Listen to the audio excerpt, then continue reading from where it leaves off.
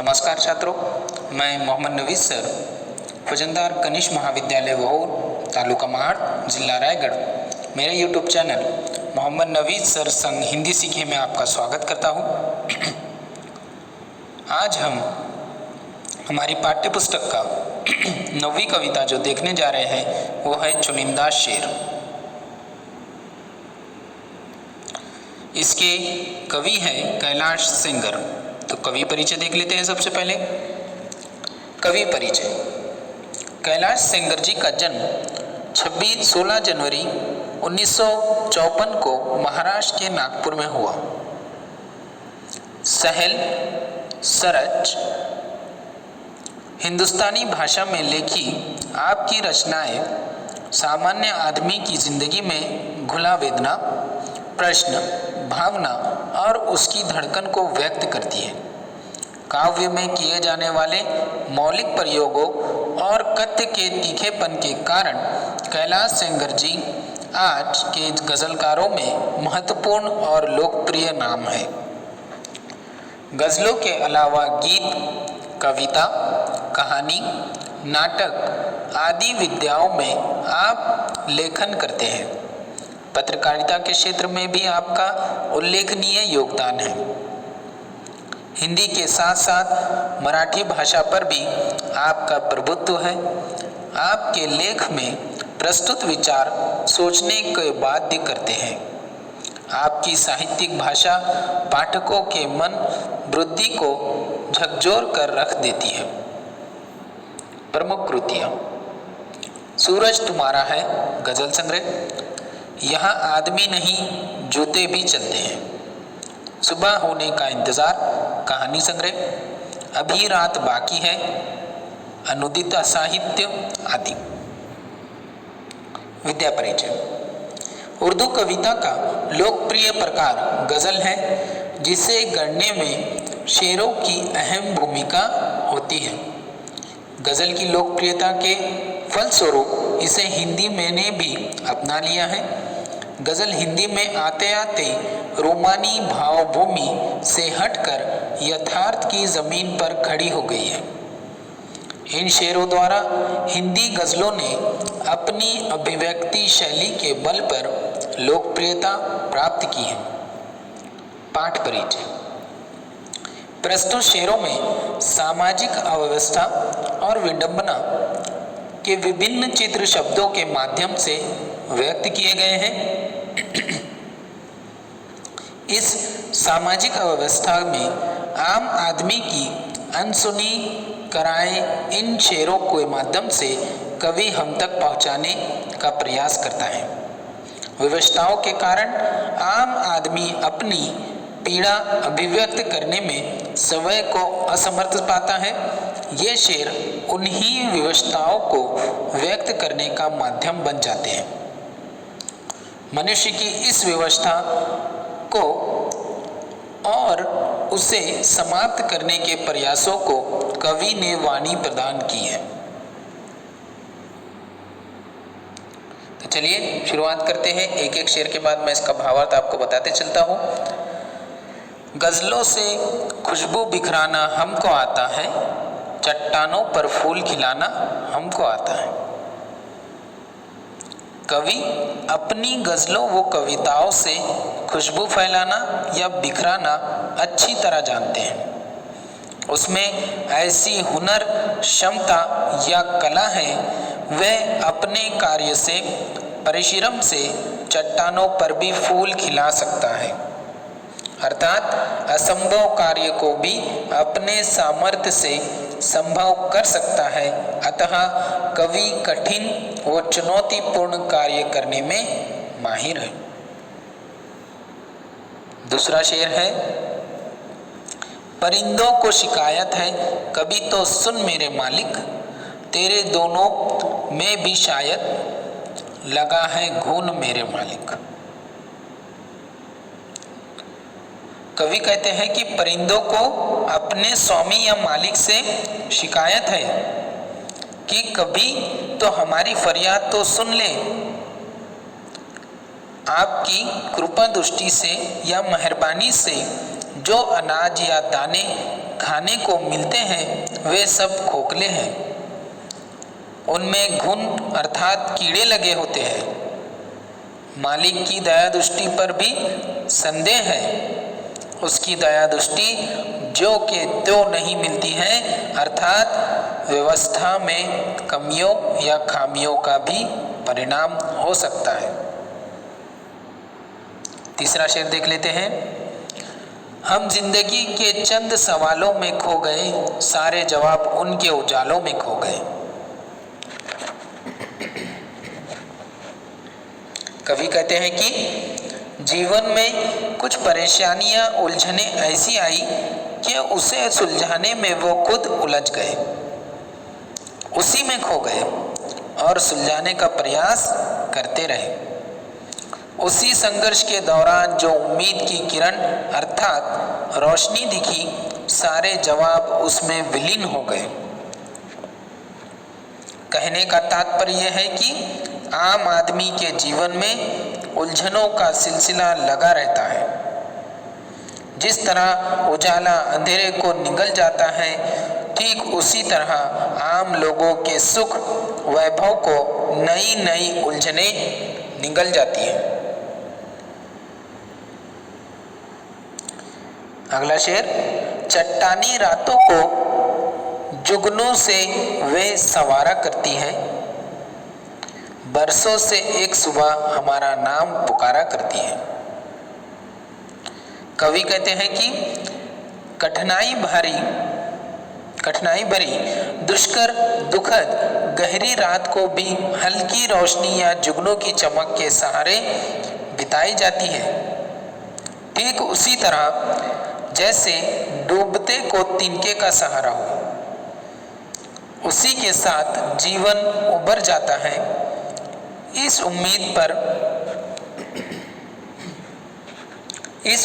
पर कि हर काली भयानक रात के बाद सुबह की नई किरणें नवजीवन लेकर आती हैं। बरसों से यही सिलसिला चला आ रहा है। सुबह की किरणें नई उम्मीद के साथ हमारा नाम पुकारा करती हैं, अर्थात जीने का उत्साह बढ़ाया करती है। अगला शेर। वे आसमानों पे रोज एक ख्वाब लिखता था,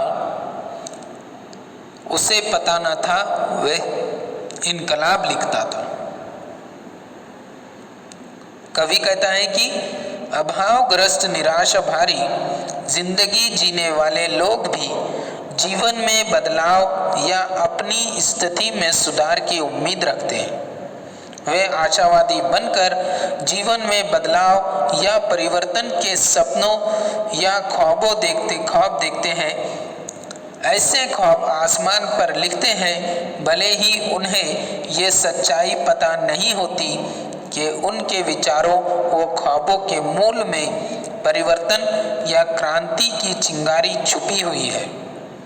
वे तो सिर्फ सुखद सपनों को संजोए रहते हैं, जिससे उन्हें क्षणिक खुशी मिल जाती है। अगला शेर। हंसी से अपने आंसुओं को छुपाकर देखो, नया मुखौटा ये चेहरे पे लगाकर देखो। कवि कहते हैं कि मनुष्य को अपने आंसुओं और दुखों को हंसी के पीछे छुपाकर रखना चाहिए, जिससे कि दूसरों को आंसुओं और उसके कारण का पता न चले।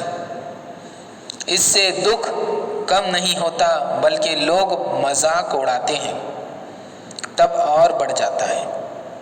समाज में विसंगतियां अर्थात बुराइयां आ गई है। लोग हमारे दुख से दुखी होने का सिर्फ दिखावा करते हैं। इसलिए चेहरे पर हंसी का मुखौटा पहनकर चलना चाहिए, इसी में हमारी भलाई है। अगला शेर। वह फकीरों की दुआओं में असर देता है, आंख से इत्र बांटने का हुनर देता है। कवि कहते हैं कि फकीरों की दुआओं में बड़ी ताकत होती है। फकीर सच्चे परोपकारी होते हैं। वे निस्वार्थ भाव से लोगों का भला करते हैं। जो लोग परोपकार के लिए त्याग, सेवा और समर्पण का भाव रखते हैं, ईश्वर भी ऐसे साधुओं, संतों व फकीरों को ऐसी दिव्य शक्ति प्रदान करते हैं जिससे वे लोगों का कल्याण कर सके।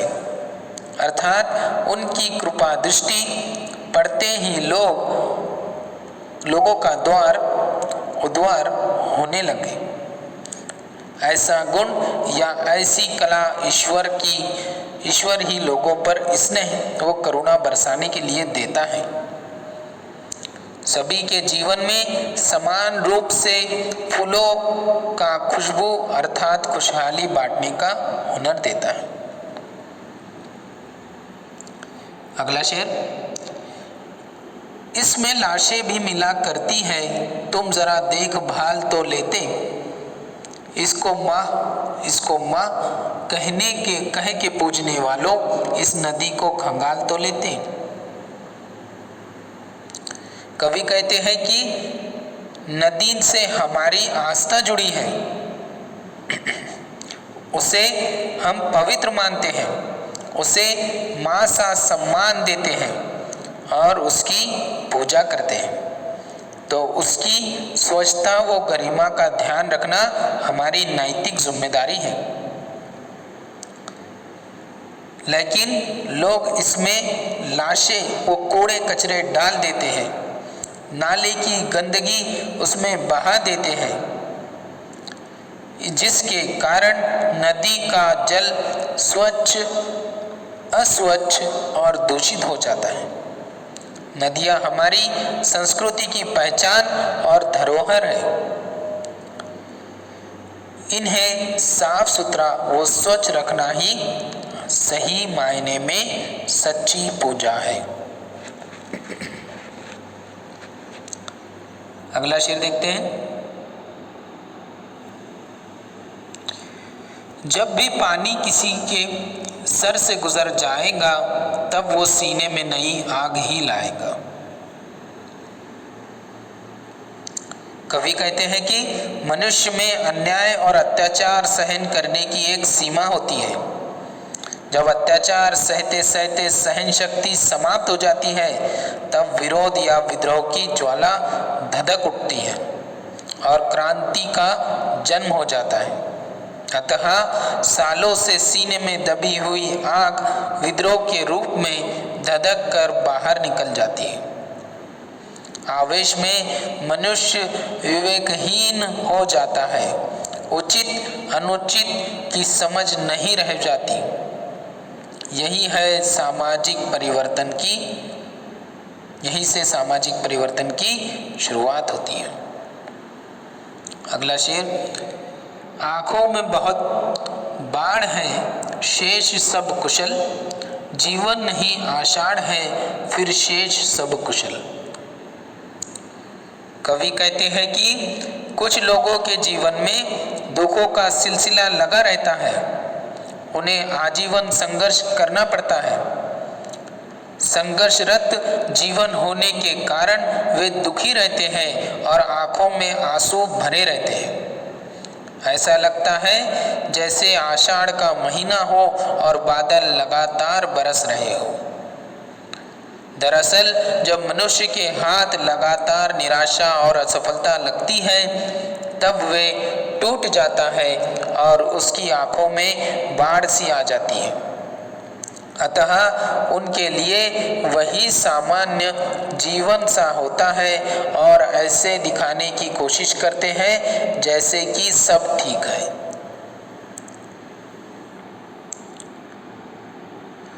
सास हमारी हमें पराए धन सी लगती है, साहूकार के घर गिरवी कंगन सी लगती है।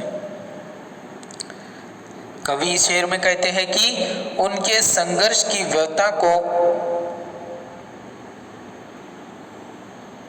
कवि कहते हैं कि हमारी सासें पराए धन अर्थात दूसरे के धन के समान है, जिस पर हमारा नियंत्रण नहीं है। ये सासें हमारे अधीन नहीं है, उस पर हमारा अधिकार नहीं है। सासें हमारी हैं पर नियंत्रण ईश्वर करता है। कवि को ये सासें साहूकार के पास गिरवी रखे गए कंगन के समान लगती हैं। जब तक कंगन गिरवी के रूप में साहूकार के पास होता है तो उस पर हमारा अधिकार नहीं होता। अतः हमारा जीवन अनिश्चित, क्षणिक और नश्वर होता है।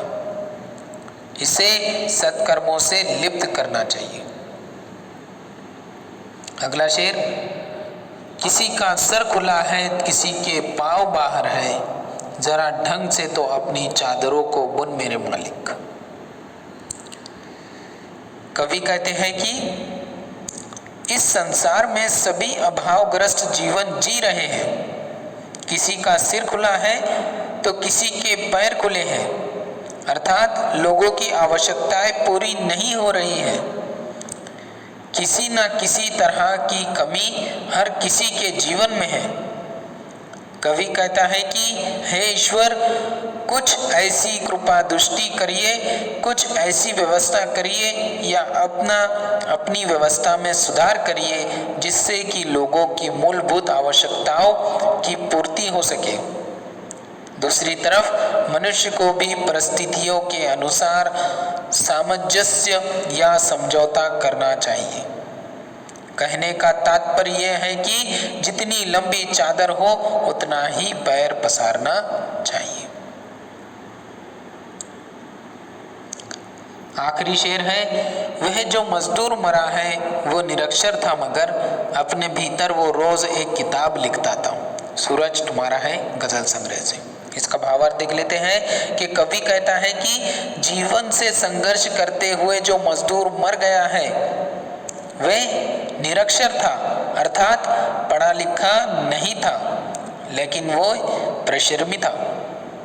जब तक जीवित था उसके भी अरमान थे, सपने थे, जिसे पूरा करने के लिए उसने आजीवन संघर्ष किया।